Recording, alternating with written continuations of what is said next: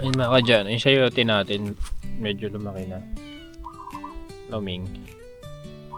Sayote. Yung sayote parang patola lang din eh. Try natin kung mamumunga siya rito sa mainit na lugar. Pero ako sa malimig talaga to eh. Pero ang ganda niya oh, nabubuhay pa rin siya. Taba yung baging.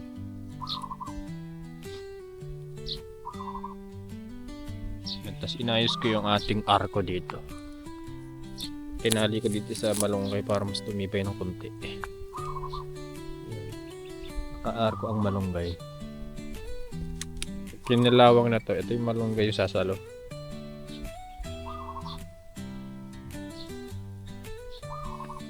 What have you got?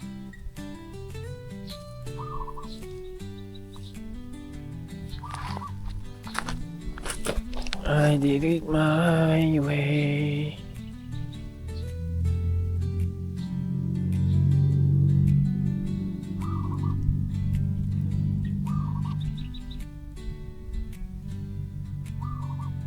Ubas kong isa matay na.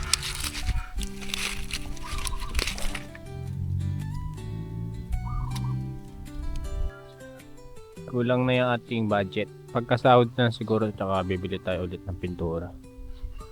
Pero yung tungtungan muna yung kailangan natin.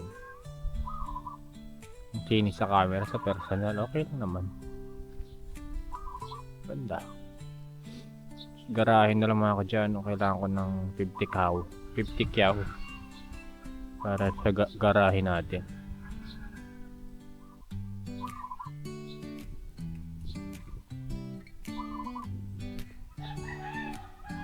Kahit hindi masakop siguro dito. Hanggang pangarap na lang. Wala naman masamang mangarap, di ba? Pangarap ng dati. Natupad na. Nasa id nga lang ang budget. Di pa rin tapos ang mga konti na lang naman.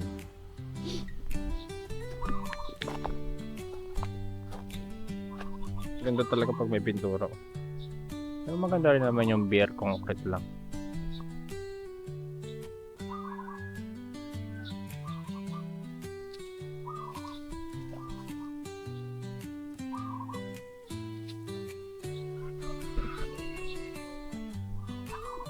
Hindi na tayo nakapagwalis dito sa ako natin. Dahil kasi nahulog na mangga.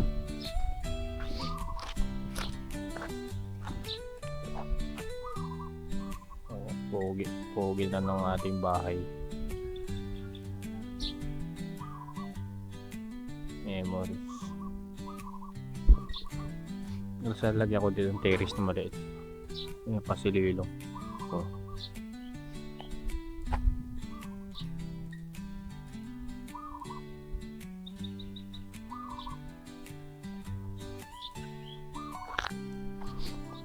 Dito garahin natin. Medyo malapad din to. What have you got? Hey no, may ganyang kulay kristal oh. Huwag na nabangitan. Ganda. Basahin mo na lang lagi. Hindi ka patata. Kailangan lang ito linis. Diba? Very bright na siya ulit.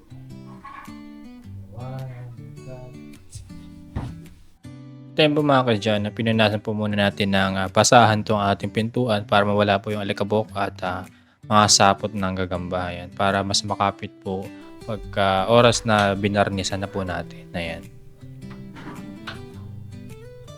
Timplado.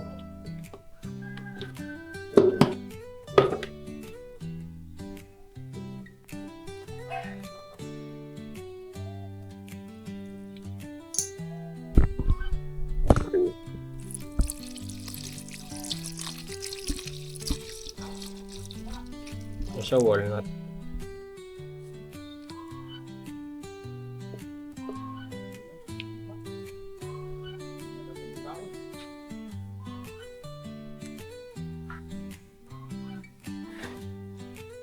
Ang ganda pala to eh. Walnut.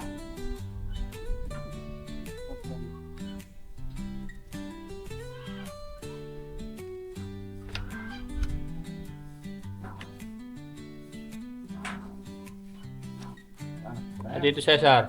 Tingnan mo. Walang gera sa amin dali. Hindi lang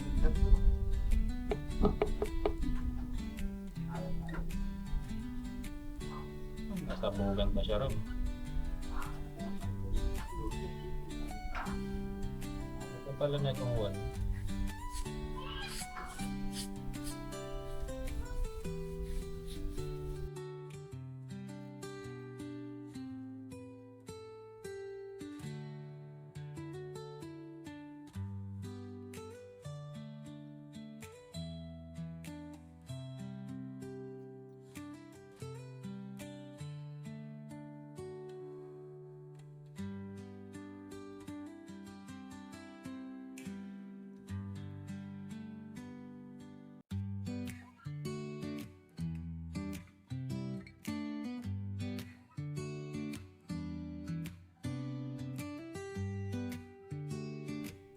Yan po mga kadyano, mas nag-pop po yung color ng haspin ng kahoy. Ayan. Compare sa dati na napaka dull or maputla yung pintuan natin. Ayan. Parang mukhang bago.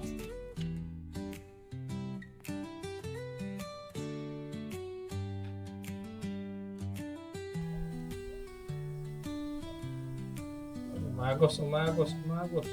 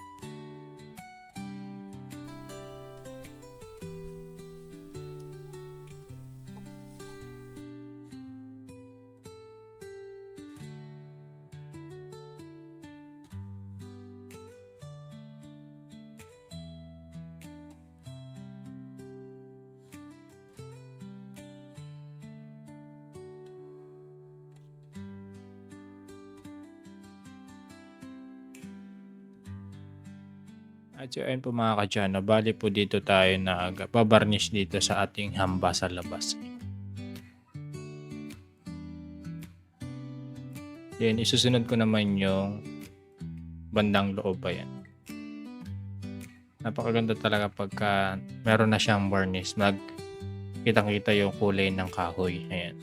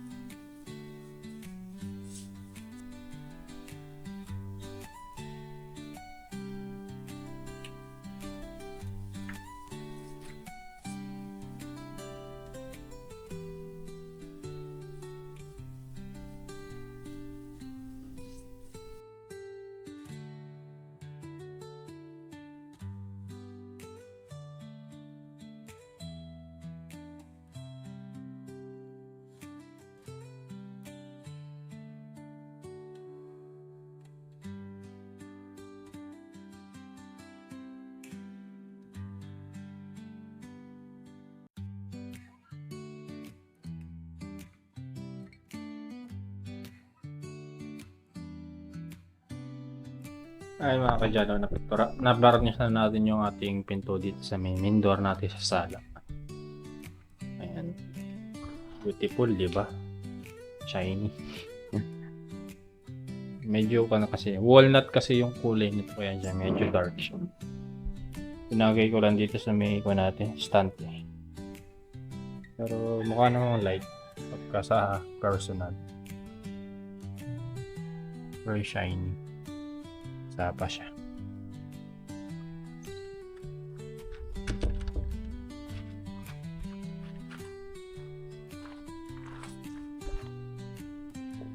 Very dark. Pero pag umaga, medyo gabi na kasi.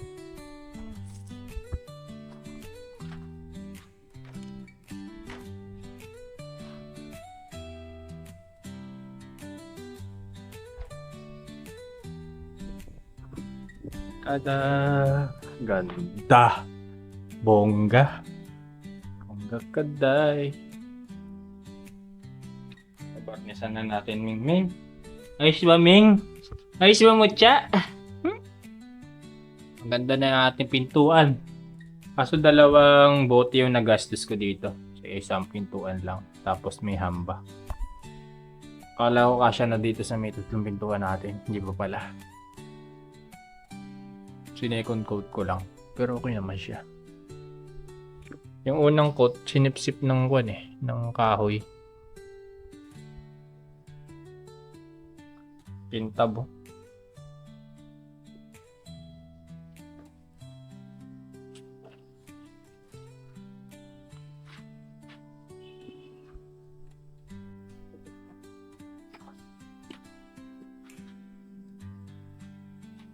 Ayun.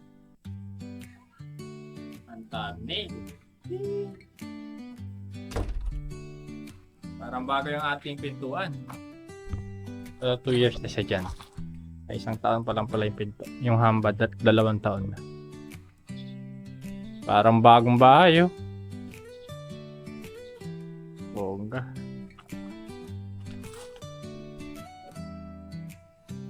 Ito naman po yung sa may loob, sa interior. Ayan, yun yung itsura na ika-varnish niya. Iwanag. Kung bago yung ating pintuan. Bongga. Pero naman sa dati, di ba? Parang ang lungkot. Ayan.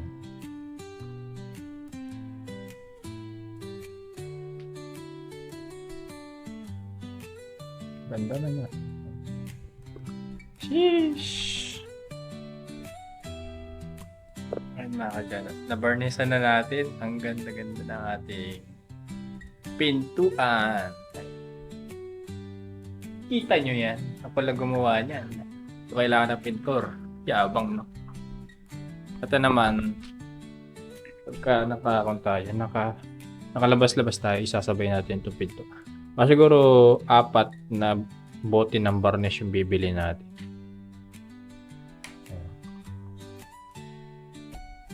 So, ang daming dumi. Compare naman doon, matingkad na yung kulay. Yung walnut ulay bibili natin, 4 na bote naman.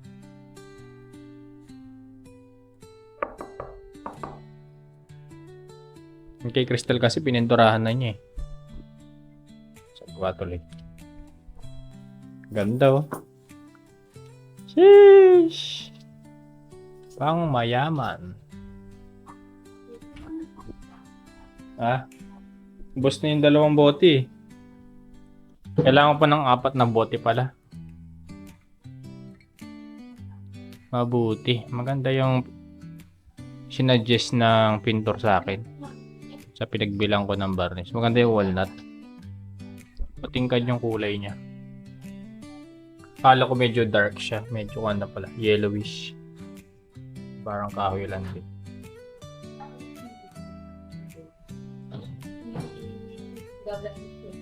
Parang naging bago ah.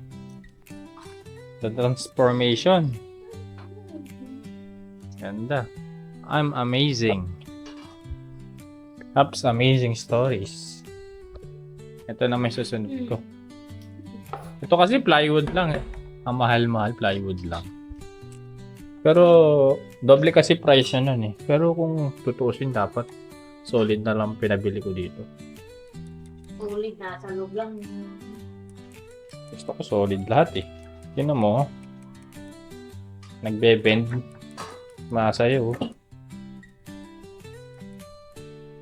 Nasa taas, kopi na yun. Palitan mo. Pwede na.